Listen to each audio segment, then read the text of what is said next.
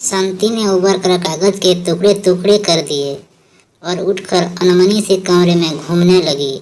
उसका मन स्वस्थ नहीं था। लिखते लिखते उसका ध्यान बढ़ जाता था। केवल 4 पंक्तियां वह लिखना चाहती थी, पर वह जो कुछ लिखना चाहती थी उससे लिखा न जाता था। भावावेश में कुछ न कुछ लिख जाती थी।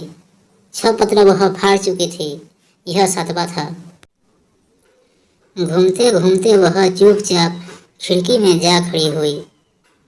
संध्या का सूरज दूर पश्चिम में डूब रहा था।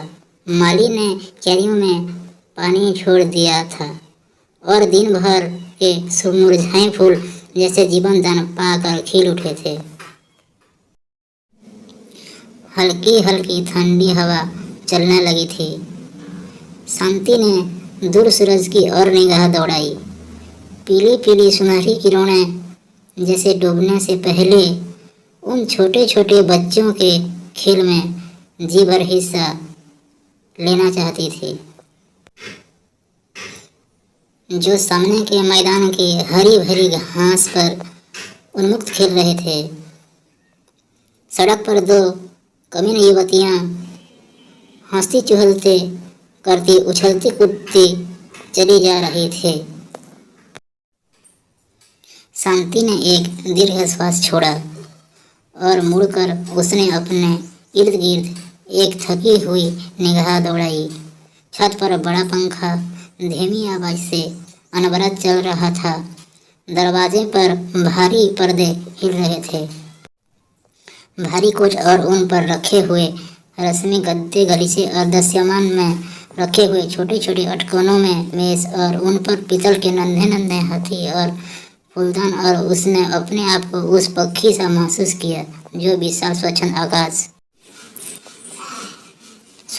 आकाश के नीचे खुली स्वतंत्र हवा में आम की डाली से बंधे हुए पिंजरे में लटक रहा हो। तभी नौकर उसके छोटे लड़के को जैसे बरबस खींचता सा लाया। धोबी की लड़की के साथ वह खेल रहा था। आप देखा ना ताब, और शांति ने लड़के को पीट दिया। क्यों तू उन कमीनों के साथ खेलता है? क्यों खेलता है तू इतने बड़े बाप का बेटा होकर? और उसकी आवाज़ की खींच की हद को पहुंच गई। हैरान से खड़े नौकर ने बढ़कर जबरदस्ती बच्चे को छुड़ा लिया। शांति जाकर धम से कोच में धंस गई और उसकी आंखों से अनायास ही आंसू बह निकले। तब वही बैठे बैठे उसकी आंखों के सामने अतीत के कई चित्र फिर गए। उसके पति तब लॉन्ड्री का काम करते थे।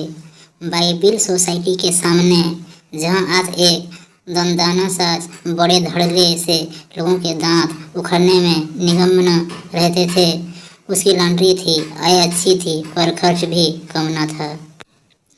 35 रुपया तो दुकान का किराया देना पड़ता था और फिर कपड़े धोने और इस्त्री करने के लिए जो तबेला ले रखा था उस किराया अलग था। इसके अतिरिक्त धोबियों को वेतन, कोयले, मसाला और 100 दूसरे पछड़े, इस सब खर्च की व्यवस्था के बाद जो थोड़ा बहुत बचता था उसके बड़ी कठिनाई के साथ घर का खर्चा चलता था। और घर उन्होंने दुकान के पीछे ही महिलाल स्ट्रीट में ले रखा था। महिलाल स्ट्रीट जैसे अब है वैसे ही तब भी थी। मकानों का रूप यद्यपि इन 10 वर्षों में कुछ बदल गया है, किंतु मकानों में कुछ अधिक अंतर नहीं आया। अब भी इस इलाके में कमीन बसते हैं और तब भी बसते थे। सील भरी अंधेरी कोठरियाँ, चमारों, दीवारों और शुद्ध हिंदियों का निवास स्थान थी। एक ही कोठरी में रसोई, बैठक, शयन गृह और वह भी ऐसा जिसमें सास, ससुर, बेटा, बहू, लड़कियां, लड़के सब एक साथ सोते हैं। जिस मकान में शांति रहती थी उसके नीचे पिंटी चमार अपने 8 लड़के लड़कियों के साथ रहता था। दूसरे चौड़ी गली में मारवाड़ी की दुकान थी और जिधर दरवाजा था उधर भंगी रहते थे।